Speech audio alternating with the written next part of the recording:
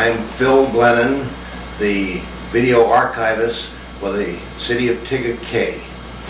In order to preserve the history of Tega Cay, I have compiled a documentary, and with those interviews plus a few other supporting documents which we portray, we try to give you the real story of Tega Cay. One of the first residents of Tega Cay, he knows what Tega Cay was like when at its inception.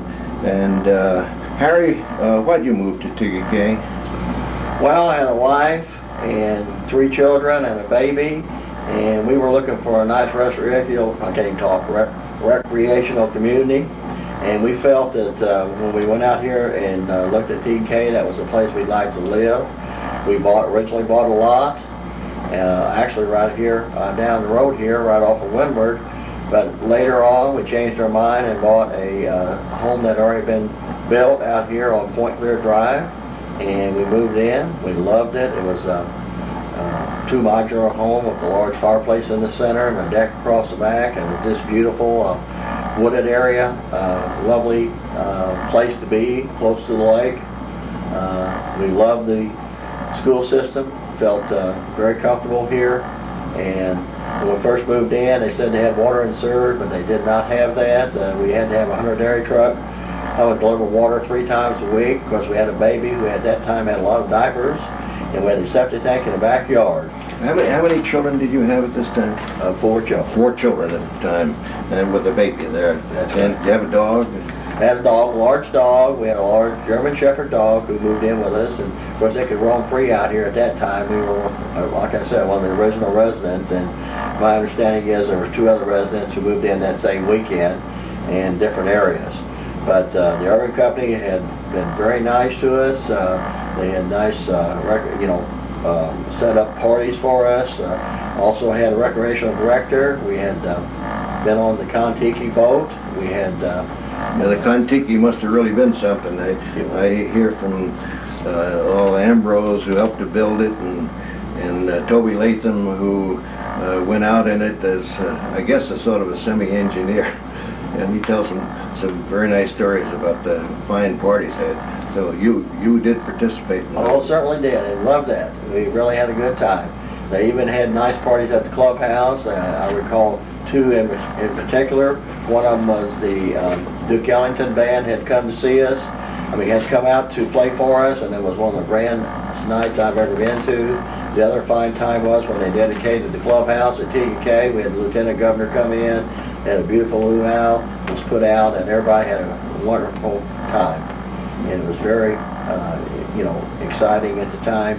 I can't say anything more about Tega Cay than it is a great recreational community. It's a good place for families to grow up in, even through all of the trials and tribulations that Tega Cay has gone through, becoming an area where you're secure through just having a security guard at the gate and feeling protected, to a city which still has the police station that close to the entrance there. It has been a wonderful place to grow up for my children. They've all grown up. Having a lot of children, what did you feel about the education system? Was that a drawing card when you came out here? It certainly was. We looked at the 4-mill system at the time. It was at least in the same category, in my opinion, as some of the schools in Charlotte.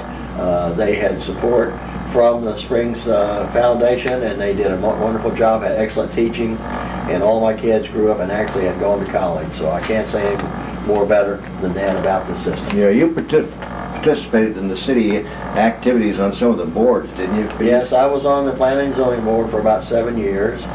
We went through a lot of trials and tribulations with the different developers at that time. It was, at the time we were talking about curbs and gutters for everybody out here, and be sure and watch the setbacks, and of course waterfront lots. Watch a waterfront lot. We went through a lot of that, I tell you. Yeah, they even had a spoof when the new road was coming in, and the trees were coming down, and they needed money for the trees. They had a spoof of satire up at the club, and I understand that part of the satire had to do with somebody shoveling dirt to create another waterfront piece of property. That's right. Yeah, it was quite an elaborate situation there, because we had an awful lot of cases where you know, you have areas where really called used to call close to the waterfront. Green areas is what it was called. Yeah. And a lot of people wanted that as their property for making sure it was waterfront, and we had a lot of cases to solve those problems. Yeah, I guess there were a lot of cases that had to be handled with a new city. All those problems come up, but Yes. It seems like well, you and the zoning commission, you really experienced that firsthand, didn't you? Oh, we certainly did. We had lots of meetings and lots of public hearings, and went through that for 7 years. You were, I understand you were president of the Lions Club, too. That's correct. I've spent, I think, 20 years now in the Lions Club, and it's one of the best things that Tega Cay had. They did a lot for their youth out here, did a lot for the blind people, and we have helped this community as best we can, and actually cleaned up parks. We've done a lot of things out here to help Tega Cay become the place it is. Yeah, a lot of fine volunteers in the Lions Club, I know.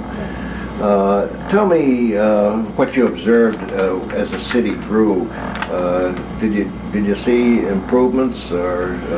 Well, when I first moved out here, there was Tega Cay Drive, and there was Windward Drive. Windward Drive, which went into Point Clear, and that was about the only paved roads that I recall at the time.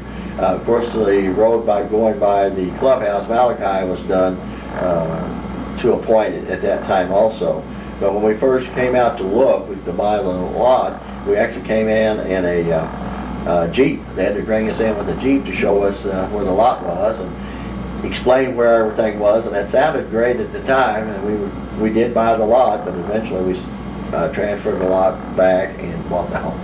Yeah. Well, you've had a lot of experience. You have a lot of background. I'm glad you've been able to share this with us, and so we can put it in the history of Tega Cay. As one of the first residents, we wanted to get your impressions and recollections.